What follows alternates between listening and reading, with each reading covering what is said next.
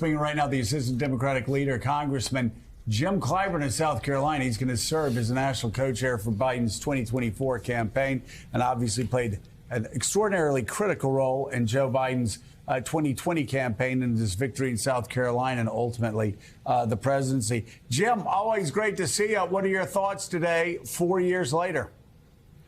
Well, thank you very much for having me, Joe and Mika.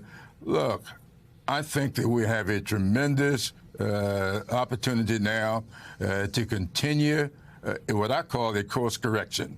I do believe that Joe Biden feels very strongly that our country got off track in our pursuit of a more perfect union, and that he is dedicated to the proposition that we are back on track and we should continue moving forward. And so I don't believe this is about stopping Trump. This is about continuing our pursuit of a more perfect union, and I'm glad to be a part of it. John Eilman. Hey, Congressman Clyburn, it's Eilman here. I'm curious about what you think. Every incumbent president has certain challenges when they run for re-election. What do you think are the greatest challenges Joe Biden still has to face? We've been talking a little bit about reintroducing himself to the American people. What are the hills he has to climb in order to put himself in the optimal position to be able to win again next November? I think there are two things, and I think you all touched on it this morning. First of all, I think the president is going to have to deal with the whole issue of age.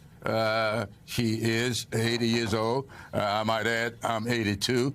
I do believe that he's up to the task, and that is something that we just cannot pretend is not on people's minds. So I think he has to show the energy that he's been showing over the past several months, and he has to continue to pursue an agenda that will, as he says, build this economy from the bottom up and from the middle out so that people can feel a part of this. You know, in politics, I think it's one thing to tell people what you're going to do, but people have to feel you. And I think that that's Joe Biden's long suit. And I don't think people pay enough attention to that. Just to hear somebody is one thing. But when you get the feel that this person is feeling my pain, this person understands what I'm going through, that is what makes the difference. And that's why people keep underestimating him. You can't see feel. You just got to feel it. Congressman, it's Jennifer Palmieri. How do you think Biden has a lot of legislative accomplishments, the Inflation Reduction Act, the bipartisan infrastructure bill, CHIPS, semiconductor plants being under construction. A lot of American people still don't feel the effects of those accomplishments. How do you talk to people about it so that they understand what the president, Democratic Congress, when it was in charge, accomplished for people and the difference that it makes in their lives? Well, I think people do feel that they don't connect it to Joe Biden.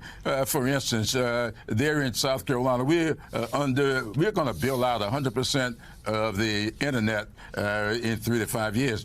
Most people, because they're 2/3 of that money to do it is coming from the rescue plan. But people see the local governors making those announcements, and they don't immediately connect it back to Joe Biden's rescue plan.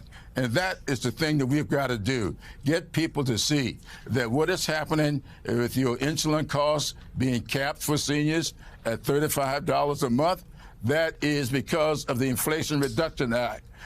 While you get in the internet, is because not just of the infrastructure bill, but it's also the rescue plan. These plants that are being built. We just announced in South Carolina the Scout that Volkswagen is building is going to be there in Columbia, South Carolina. But for the CHIPS and Science Act, that would not be taking place.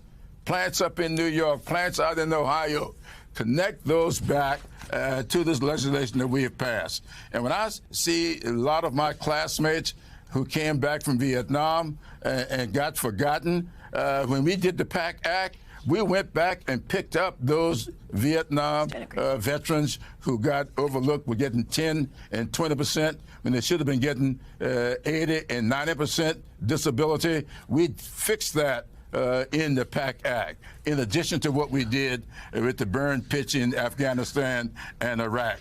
We've just got to talk about this. We got it there, and people can see it. They can feel it. And I believe we've got to get them to know that this is Joe Biden and his vision for America. Congressman, it's good to see you this morning. We noted several times as we watched the video that rolled out earlier the presence of Vice President Kamala Harris throughout the video. So I'm curious, from your position, how important she will be in this campaign and the potential re-election of Joe Biden. She is going to be very, very important. And I think that we have got to notice the fact that the two of the big issues out there, one of them has to do with reproductive rights. I have 3 daughters. I know what the conversations are with them. I know how they feel about what's going on in the state legislatures. I know what they feel about what the Supreme Court has done. We think that she is going to be very, very important to the president, and she's demonstrated that. And she is also connected on another level. When she went down to Tennessee, I watched her that evening. I saw in her the future of our party and our country. And I do believe those last 2 big speeches she's made, people felt her. And I think they are going to feel her throughout this campaign. All right. National co-chair for President Biden's 2024 re-election campaign, Assistant Democratic Leader Jim Clyburn of South Carolina. Jim, as always. Thank you. Thank you so much. Thank you very much for having me. Okay, all right.